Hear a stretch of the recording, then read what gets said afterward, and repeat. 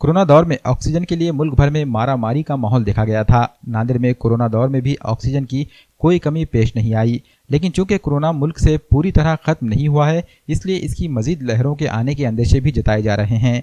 इस ज़िमन में हैदराबाद पानी की टांकी अस्पताल में एहतियाती इकदाम उठाए जा रहे हैं। हैदराबाद अस्पताल में ऑक्सीजन प्लांट की तामीर का काम शुरू हो गया है। इस प्लांट के जरिए ऑक्सीजन को सेल्फ जनरेट किया जा सकेगा, जो रास्त मरीजों के बेड तक पहुंचेगा। नांदेड़ में इस तरह का पहला प्लांट हैदराबाद अस्पताल में ही शुरू किया जा रहा है। प्लांट के तामीरी कामों का जायजा लेने के लिए नायब मेयर मसूद अहमद खान, मकामी कारपोरेटर सैयद शेर अली और नुमाइंदा कारपोरेटर परवेज़ खान भी पहुंचे।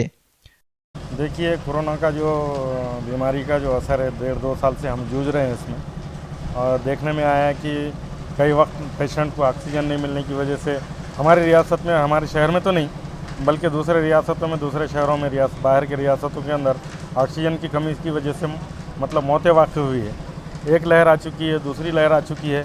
अल्लाह का करम ये है और महाराष्ट्र के अंदर कोविड के ताल्लुक से जो कुछ भी मैनेजमेंट था वो कम नहीं पड़ा, जिसकी वजह से हमारे पेशेंट्स को वो तकालीफ नहीं हुई जो बाहर के स्टेट्स के अंदर हुई। तो इसी के मद्देनज़र हमने भी ये डिमांड रखी थी अशोक चौहान साहब से, डीपी सावंत साहब से, हमारा राजूरकर साहब से और हमारे अंबड़े साहब से कि हैदराबाद इलाके के अंदर भी, ओल्ड सिटी के अंदर जो हॉस्पिटल है, यहाँ पर भी कोविड केयर सेंटर कायम किया जाए, ताकि अगर यहाँ के पेशेंट आते हैं तो यहाँ का ही उनको मतलब ट्रीट किया जा सके और जिसे दूसरे दवाखानों का लोड कम किया जा सके, जिसके लिए ऑक्सीजन प्लांट की ज़रूरत थी, ऑक्सीजन सिलेंडर की ज़रूरत थी। तो इससे पहले ऑक्सीजन सिलेंडर यहाँ पर लाकर रखे गए थे, लेकिन एक भी अल्लाह के करम से एक भी पेशेंट नहीं आया था।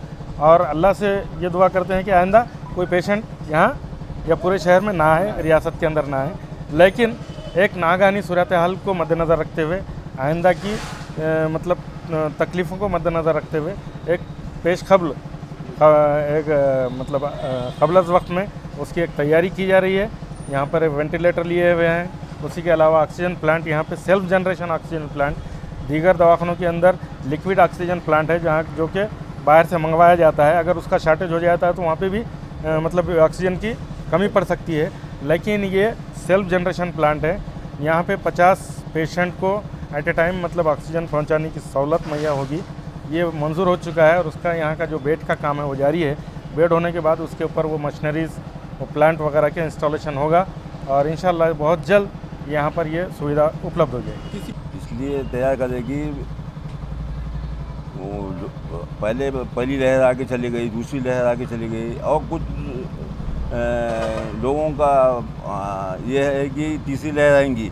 उसके लिए हम उससे कबल हम उसको प्लांट की तैयारी कर रहे हैं और ऑक्सीजन प्लांट हमारा खुद का सेल्फ रहेगा यहाँ का, और जिससे अपने पास 50 पेशेंट को उसकी सुविधा होंगी।